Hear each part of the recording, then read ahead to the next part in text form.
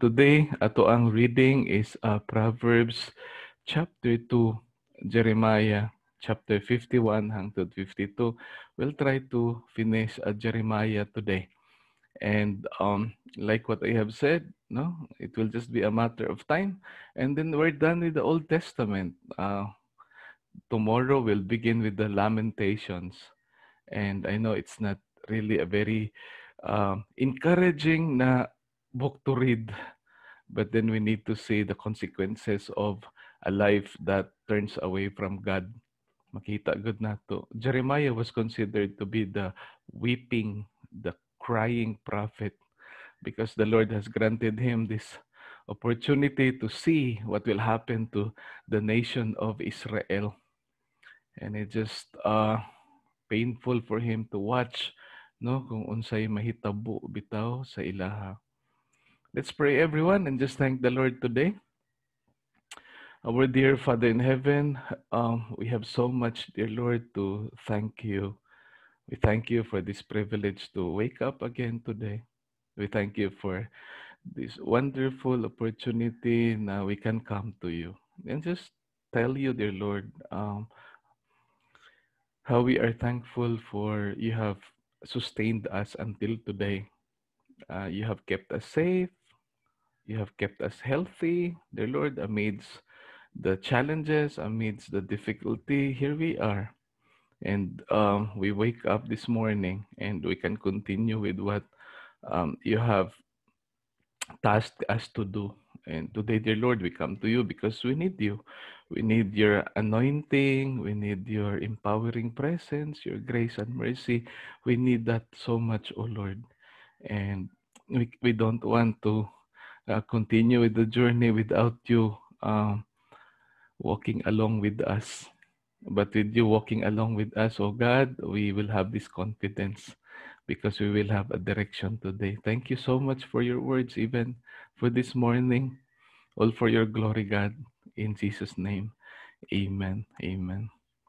And so again, like what I have said, Proverbs chapter 2, and then Jeremiah chapter 51 hangtod 52. Ito ang reading today.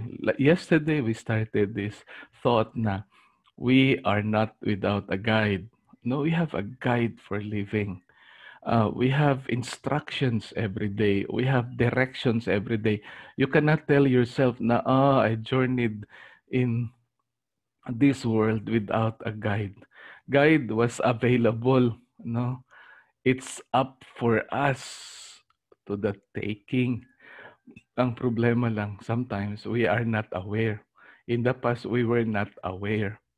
Manang there must be someone who would tell us na, hey, naaman guide, naaman good guide, naaman good. And this guide helps you to make wise and intelligent decisions in life. Okay, we make decisions. God cannot make and cannot decide for us. That's not what God does.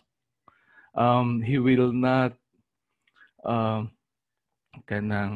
get involved in our lives in a very, very personal way if we won't allow Him. No, kadako bagod na ni God. Kinsa ramang good ta. But then when we invite Him sa ato ang life and we say that prayer, Lord, take my will, take my life, guide me to where you want me to be today. And whatever it is that you would tell me, na I would put it inside my mind and in my heart. And then I'd begin to work on it because I believe it works if I work it.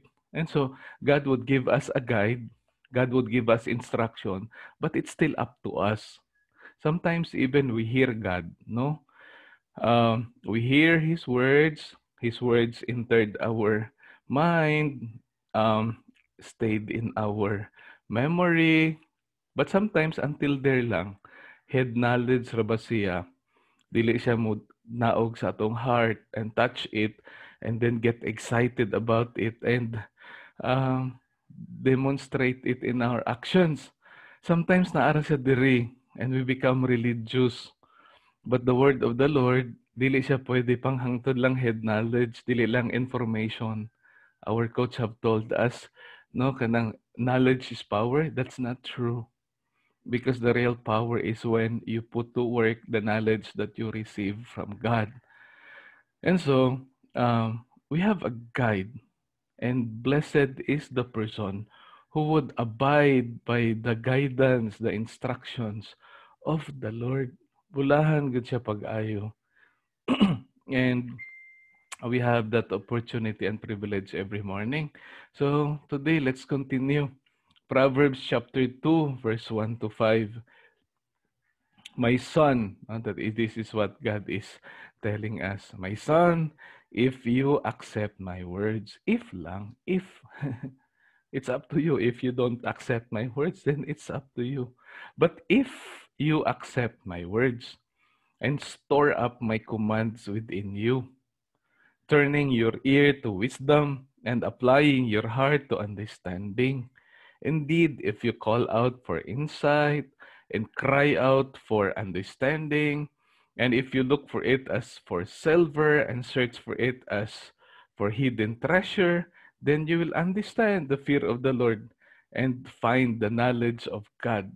There is an attitude that God would want to see in each one of us, pertaining to His words, no, with regards to His words. He wants us to really call for it. Dili pwede na ihatag lang nimo on a silver platter. You must desire it. Because God also want to be pursued. Na God, please, ana bitaw. Na we would be eager in pursuing Him. Pero kanang wait ra ka kanunay, no? And walay enthusiasm, walay eagerness, walay excitement sa pagpurso niya, kanang di ka ka-receive. If maka-receive ka man, kanang dili mahatagan og value. Lahi gyud nang gipurso bitaw nimo. Lahi gyud nang um, eager jud ka kaayo ba nga makadawat. Kay kung makadawat ka, you would treasure it. Especially so when there's so many who wants to receive. There's so many who wants to be chosen. There's so many who wants to be called. And the Lord has decided to choose you. Yeah, because He saw in your heart that desire for more of Him. Ngunya, my son, wa man ko gapamugos. It's up to you. If you want your life to be well, if you want your life to be abundant and prosperous, if you want to be safe, if you want to be a blessing, then accept my words. And if you accept my words, this is what will happen. Yeah, you will have insight, you will have understanding, and then you would understand the fear of the Lord and what it means to have this fear of the Lord. And then you will benefit out of your relationship with me, because this is what I will do if you really are hungering and thirsting for it. Proverbs chapter 2, verse 6 to 11. For the Lord gives wisdom. From His mouth comes knowledge and understanding. He holds success in store for the upright. He is a shield to those whose walk is blameless. For He guards the course of the just and protects the way of His faithful ones. Then you will understand what is right and just and fair and every good path. Why? For wisdom will enter your heart, and knowledge will be pleasant to your soul. Discretion will protect you, and understanding will guard you. Manang sulti ni God, so hay ragod ko anak, paminawi ragod ni akong ginasulti nimo, di ba? Kanang naagod kay madawat. And mo ni akong trabahoon, hatagan ka nako kaalam. And kay gikan sa ako ang baba, no, nga imong madungog, adunay knowledge and understanding. Dili lang wisdom, anak. The wisdom that I would give you will help you become a person na would be considered by many as successful. I hold success man in store for the upright. I am a shield for those whose walk is blameless. Kanang imuhang ginatrabaho sa kanunay is para sa kaayuhan sa mga tao sa imong palibot. Hindi jud ka magmahay. Na gyud kay paabuton nga maayo. Kay ako amang kang bantayan, no? I guard the course of the just. I protect the way of the faithful ones. Then you will understand. Masabtan na gud nga mao ni sakto, nindot man day maghimo ani no. Kay masabtan naman nimo. Before, why would I do that?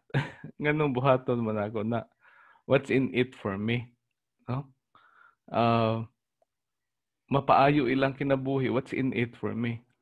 But then tinuod ay sa kinabuhi, ang pinaka-nindot nga experience where life becomes more meaningful and fulfilling, where you can truly be happy, is when you live a life serving others. When you live a life making a difference in the life of another. Kaya kung makita nimo sila nga nilambo, nakita nimo sila nga malipayon because you have served, naa kay feeling nga di masabtan. If you're a daddy and you see your children prospering sa life, if you are a friend na you see mo mga best friend prospering sa life, and you were part of their prosperity, of their success, it feels good. Mao gani pag naatay mga members of family, naatay mga friends, and ilang life na himong difficult and challenging, usahay mag-guilty ka ba na I have maybe siguro I have been part of it. Di ko maayong guide, di ko maayong friend. Manang naglisod may ang kinabuhi. If only I can do some more. Ingana bitaw. And si God, ingana siya. And when we allow Him to work and to walk with us, nagyoy mahitabo nga maayo sa ato ang kinabuhi. Not na magikon niya atong life, but He would enable and empower us. He would grant us this opportunity to ma-sharpen ato ang mind.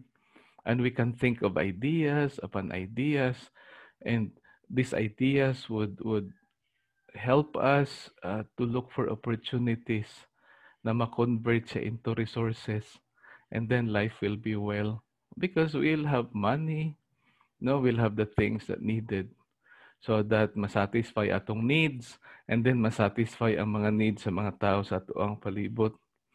Proverbs chapter 2 verse 20 to 22. If you do that, thus you will walk in the ways of the good and keep to the paths of the righteous. For the upright will live in the land, and the blameless will remain in it. But the wicked will be cut off from the land, and the unfaithful will be torn from it. You don't have to go far. No? Sa mga Israelites, the Lord has enabled them. The Lord has empowered them. The Lord has guided them para maka-live sila sa Egypt, sa life where they were slaves, no, sa slavery. And dili sayon ilang journey adto sila sa wilderness, a place of just enough. Gikan sila sa place of not enough. But then, because they allowed God to really get involved sa ilang lives, and God instructed them, protected them through the leaders that He appointed like Moses and Joshua and Caleb, nakaabot sila dito sa promised land, the land of more than enough. But then not because naana sila sa land of more than enough, wa na sila'y buhaton. God was expecting that they would continue to wait on the Lord. They would continue to be excited and to be enthusiastic and to be eager to receive from Him. Ang problema kay instead of them becoming closer kay God, imbis nga nagkalayo. Nagkalayo. Ang kaning kalayo nga word, depende ra gyud pag-pronounce, nagkalayo or nagkalayo. Ana. Ang paluyo maupod na. I will follow you or follow you. Sila ganahan si God nga paluyo gyud sila ba? Paluyo kay God. Pero dito naman sila sa layo, sa distance. Lahi man ang paluyo. I will follow you. And so si God ganahan gud siya nga duol perme. Ingana. Tapos sa duol kaniya kay init man ni si God kanang magkayo pud ka o magkalayo ana dili magkalayo kay kung magpaluyo ka pag-ayo layo ka sa init mabugnaw man ka didto and then pag nabugnaw ka magkabugnaw ang imuhang tinguha imong desire no sa pag-follow. So ang resulta disgrasya. Di makakadungog na kay God kay layo na mga kaayo. Usahay bitaw na ikalisdanan sa atong life and we would ask and we would question, God, asa naman ka God? Nganong gipasagdan man ko nimo anak? O kung motubag si God nimo, iyaharag kang sultihan, anak, naarag gugot ito sa lugar kung asa ko nimo gibilin. Di man ako ang namiya nimo, oy nabay ako'y promise na I would never leave you nor forsake you. Mao na akong saad. Pero ikaw man ang nibiya. So kung pangitaon ko nimo, naara ko didto sa lugar kung asa ko nimo gibilin. Ano? And kung balikan ra ko nimo, naara ko didto. Naara jud ko. And makaplagan ra jud ko nimo anak. You just have to make that decision. No? Kay sometimes we go through life, why guidance? Walay instruction. Walay direction. Walay counsel. Naman tayo daghang counselors, pero mga tao sila. And kita-kita ra po, we became wise in our own eyes. Lahi gid ang madungog nimo, like karong adlaw sultian ka ni God, anak, if you would listen to my words, to my counsel, if you would consider my words as more precious than rubies, more valuable than gold, if you would have that attitude, then wisdom will come to you. Discretion will guide you because I will give you that. See, if ba? Dili man pwede nga, wa kay buhaton din, magic kontra ka ni God. Napa mo diha. And when you make wise and intelligent decision, you would stay. So kung asa ka, di na tayo na palayo. Daghan kayo mga families, no? Na si daddy, way ayo, si mommy, way ayo. Si mommy nagbisyo, si daddy nagbisyo, ang mga anak nagbisyo. Unsay nahitabo sa ilang panimalay, nakahinuklog ang anak, ay ibaligya na lang nato ni atong balay ma. Ana pud ang mama, aw apo ni klaro imong daddy, hala, ibaligya na lang pud nato ni og bagbuwag ta sa maayong kabubuton. And ang usa ka panimalay na before malipayon, no, puno og kanang paglaom, ni anang hayag nga ugma, nabungkag. And pagkabungkag sa pamilya, nabaligya ang mga properties. O gipanag-iyahan, naglain. O ang pamilya, nagkatibulaag. No, naghan mga ingana. Si God, ingon niya, if you would really listen to me and obey me, you will not be uprooted. Magpabilin ka diha. Mao man yang saad sa mga Israelites. Kung magsunod ra mo nako, magpabilin mo sa land. Walay pwedeng maka-harm ninyo diha. But then because they prostituted themselves man sa lain nga mga gods, nahimo silang unfaithful kay God, si God ang naghago, lahi ilahang gipasalamatan si Baal. And so si God, okay, you made your bed, you lay down on it. And true enough, they were uprooted from the land. Nahimo silang exile sa Babylon for 70 years. Dugay kaayo na exile sila didto. But then after, like what we always say in the morning, after the discipline, naaman jud nay kuan, naaman jud nay restoration. And God has promised na ibalik ra pud sila. Kung makahinuklog sila, mao bitaw nang if my people, na if ba, nay condition na siya. Although His love is unconditional, no, He would love you regardless of who you are, what you have done, the decisions that you have made. But then, coming back to God, ikaw na ang mag-decide. Love ka ni God. Bisag unsa pay gipanghimo nimo, but you have to return to God. If you want a life na okay. Kay bisag na ka sa impyerno, love gyapon ka ni God. Di ba na mohunong ang love ni God? Bisag na pa ka sa impyerno ay love ka pa gyapon ni God. Ikaw man ang nagpalayo, di man si God. Wala unsa bisag unsa pa nakalawom nga impyerno imong unsa pa nakainit imong gisudlan nga kuan bangag. Pag muhawas ra ka diha og mobalik kay God, dawaton jud ka. Bisag unsa ka pa ka prodigal saan. Or bisan na ka dito sa bangag nga uncomfortable kaayo, just call out, shout, God, please help me, God. Ana, God will send a rescuer. And then pag abot sa rescuer, you have to listen. And matingala ka. Hinay-hinay, no? Mabago imong kinabuhi, mapaduol ka kay God. And then magkalayo. Ang imong relasyon sa iya. Pero pag di na po ka maminaw, magkalayo. magkabugnaw. Hangtod mawagtang. Amen? So sila, nainganang nahitabo, nahimo silang exile.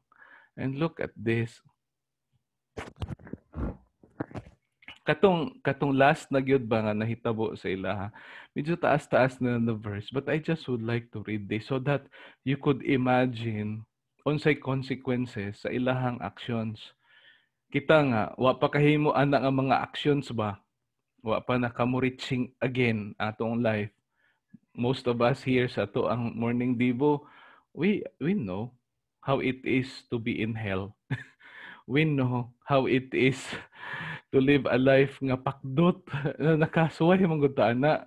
We know how it is to live a life nga ang pamilya wa na kayo nagabalyo sa tuwa instead of us mga blessing na himotang burden sa family. Kana nakasuway ta ana, nakasuway ta. But then karong gihatagan tag opportunity, and then hatagan na pud tag opportunity to see what is beyond, no? And kung di ta maminaw, mabalik na pud ni siya nga sitwasyon sa kinabuhi. Karon na okay na, kanang hold on to it. Ayaw sayang nga. So listen to this. Kay last na chapter man ta sa Jeremiah. After all the warnings nga wa na minaw, morning na hitabo. Zedekiah, he's the last king of Judah, is Zedekiah. Zedekiah was 21 years old when he became king, and he reigned in Jerusalem 11 years. His mother's name was Hamutal, daughter of Jeremiah. She was from Libnah. He did evil in the eyes of the Lord, just as Jehoiakim had done. It was because of the Lord's anger that all this happened to Jerusalem and Judah, and in the end he thrust them from his presence. Now Zedekiah rebelled against the king of Babylon. So in the 9th year of Zedekiah's reign, on the 10th day of the 10th month, Nebuchadnezzar, king of Babylon, marched against Jerusalem with his whole army. They encamped outside the city and built siege works all around it. The city was kept under siege until the 11th year of King Zedekiah. By the 9th day of the 4th month, the famine in the city had become so severe that there was no food for the people to eat. Then the city wall was broken through, and the whole army fled. They left the city at night through the gate between the two walls near the king's garden, though the Babylonians were surrounding the city. They fled towards the Arabah, but the Babylonian army pursued King Zedekiah and overtook him in the plains of Jericho. All his soldiers were separated from him and scattered, and he was captured. He was taken to the king of Babylon at Riblah in the land of Hamath, where he pronounced sentence on him. There at Riblah, the king of Babylon killed the sons of Zedekiah before his eyes, and he also killed all the officials of Judah. And then he put out Zedekiah's eyes, bound him with bronze shackles, and took him to Babylon, where he put him in prison till the day of his death. On the 10th day of the 5th month, in the 19th year of Nebuchadnezzar, king of Babylon, Nebuzaradan, commander of the imperial guard, who served the king of Babylon, came to Jerusalem. He set fire to the temple of the Lord, the royal palace, and all the houses of Jerusalem. Every important building he burned down. The whole Babylonian army, under the commander of the imperial guard, broke down all the walls around Jerusalem. Nebuzaradan, the commander of the guard, carried into exile some of the poorest people and those who remained in the city, along with the rest of the craftsmen, and those who had deserted to the king of Babylon. But Nebuzaradan left behind the rest of the poorest people of the land to work for vineyards and fields, etc., and etc. The bronze from the two pillars, the sea, and the 12 bronze bulls under it, and the movable stands which King Solomon had made for the temple of the Lord was more than could be weighed. This was also carried as plunder, as loot, no, as booty to Babylon. And so, moning nahitabo sa ilahang tanan. Because they decided not to listen to the Lord. They were not without a guide. They had a guide. And as long as they hold on to God's instruction, as long as they held on in the past, kanang life was okay for them. But the moment they let go of the instructions of the Lord, they became wise in their own eyes. Zedekiah made a decision to rebel against the king of Babylon. And Babylon was the most powerful empire during that time. And so he decided to fight against Nebuchadnezzar and a huge empire and a small nation. Pildig ang small, and that was what happened. It took 3 years na the city was under siege, and finally the walls were broken through and the army fled and they were killed actually. Zedekiah gilugit iyang mata, gidala siya sa Babylon. All his children were killed by Nebuchadnezzar. And reason, because they refused the fear of the Lord, the knowledge of God. Likewise with us. If we refuse to listen to Him, we would live a life that is promiscuous, licentious, no? Nga pabaya, maupod nang mahitabo sa atong kinabuhi. Amen? And so today, let us be eager, no? As we still have this opportunity. God will never leave us nor forsake us, believe me. You might stumble and fall along the way. As long as you hold on to God, His grace is always sufficient. He will complete what is lacking. He would fill every hole sa imong life para ma-whole ka, para ma-complete ka. Ana si God, ayaw ra gyud siya biyai. He knows you. He knows your heart. He knows your mind. He knows your strength. He knows your weaknesses. He knows you inside out. Ayaw siya biyai. Biyaan gani nimo siya. Naglisod ka na, nga ikaw ra. Even gani gawalk ka with Him, galisod ka pa, how much more wala? And the moment you let go of God, you let go of everything sa life. And then your life will have no direction and you'd begin to be lost again. And what a waste. And then you'd experience being lost for another 3, 4, 5 years. And then balik na pud ka and you start all over again. Kapuya ay, nga life. Sige lang ka, start all over again. Start all over again. Dili taganahan ana. So today embrace whatever God has in store for us. Whatever God tells us, consider it. Let it enter the ear. Ayaw pagawat sa pikas, but let it stay sa mind and then go down and touch our hearts and be expressed sa atong actions. Ana ramang good. Pag di nimo ma-express, stumble ka, sipyat ka, ayaw kahadlok. No? Ayaw i-allow imong kaugalingon mag-guilt trip. Repent, pag hinulsol. And then, follow the Lord again. And matingarag ka, maka-breakthrough ragyo ka one day. Amen? Let's pray and thank the Lord today. Our dear Father in heaven, dear Lord, thank you so much, God, for your words. Your words indeed are a lamp unto our feet and a light unto our path.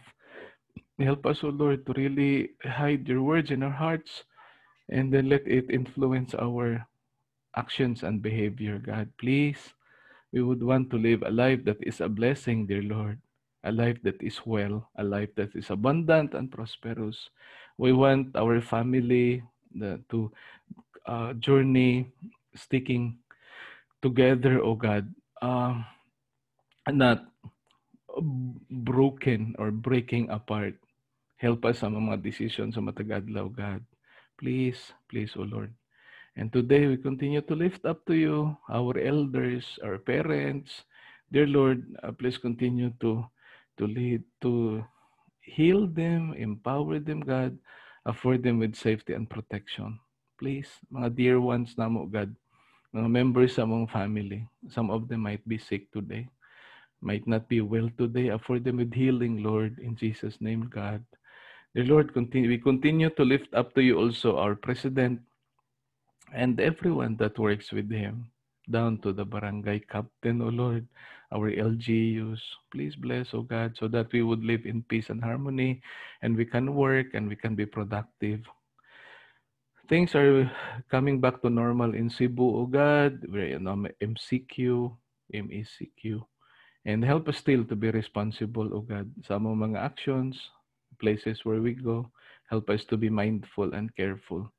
And today, Lord, we continue to lift up to you our frontliners, our mga medical workers, mga nurses sa hospitals, even orderlies, mga guards. So, Lord, we lift them up to you. We lift up even to you, dear Lord, our police force, our military personnel, who also work hard to maintain peace and order in the land. Dear Lord, today, for each one of us who showed up this morning, bless us, Lord. Bless us, please. Um, Enable, empower us so that we can make wise and intelligent choices today. Choices not only would improve our lives, but choices that would make us a blessing to a lot of people around us. All for your glory, God. In Jesus' name, amen. Amen.